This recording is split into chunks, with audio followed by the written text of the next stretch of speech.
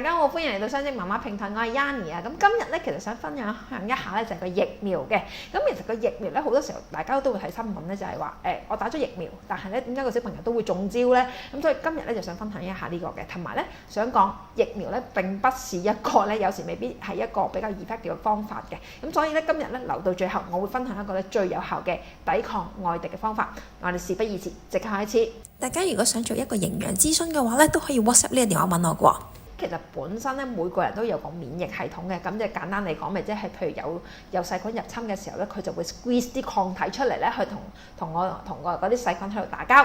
當你免疫力低嘅時候咧，其實咧我諗大家都好容易感覺到嘅，即係譬如我講翻我啦，我以前其實嗰個免疫力真係好低嘅。我有個學生係一咁樣打一次咧，我係即刻就已經係好容易病啦，同埋咧其實我係好容易會頭痛啦，而我個女亦都好容易咳啦，呢啲其實都係咧免疫力差嘅徵兆嚟嘅。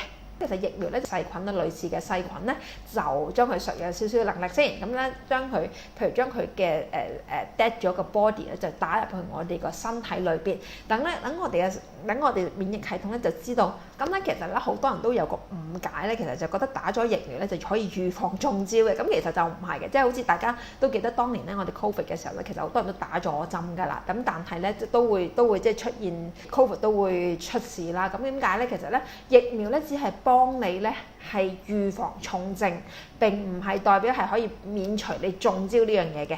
首先講疫苗咧，咁點解打咗疫苗啲小朋友都會中招咧？咁其實咧打疫苗咧，其實係啲醫生啦或者科學家咧就會估今年咧流行性感冒咧，其實係邊幾隻病毒係最有機會率嘅。咁有機會佢哋估錯噶嘛，即係好似股市咁，我都一係升一係跌，咁我都會估錯噶嘛。咁所以咧其實咧有時佢哋係估錯咗咧，咁令到咧當真係發生嗰個時候咧，你個疫苗咧起唔到佢嘅作用。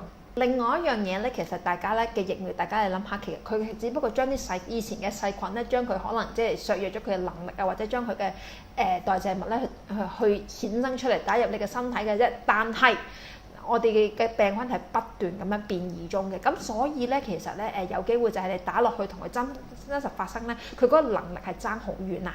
咁其實有咩方法咧？其實簡單嚟講，就即係將你自己令到佢好打啲咪得咯。咁點樣啊？用營養素嘅，即係呢樣嘢其實我已經講咗好多次嘅，但係都有我好多嘅客人都仲要係我都會覺得自己好健康啊。咁點解要咧？小朋友嚟講咧，其實我就好簡單俾樽營養片佢就算啦，因為咧實在我又唔想俾佢太多嘢啦。咁咪一樽營養片，大家可以睇翻呢幅圖啦，同埋益生菌咧就可以噶啦。咁咧因為我都係嗰句啦，我個女係食嘢係比較差，即係如果大家見過我女嘅話，其實係好瘦啦。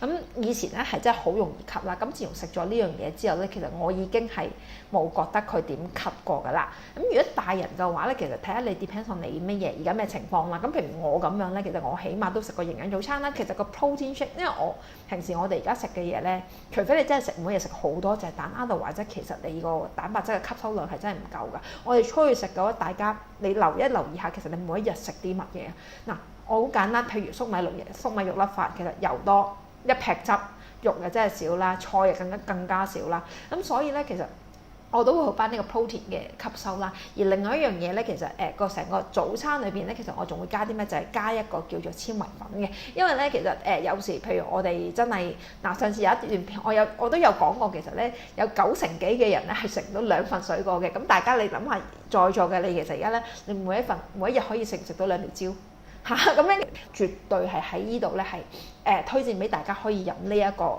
我哋呢一個嘅 protein shake 嘅。咁第一啦，其實佢成包，譬如首先我哋有咖啡味啊、朱古力味呢一個營養早餐咧，其實已經有十分之有營養啦。第二加 protein 粉，再加呢個纖維粉同埋呢個卵磷脂嘅，咁令到咧其實我哋每一日咧其實身體已經係十分之好噶啦。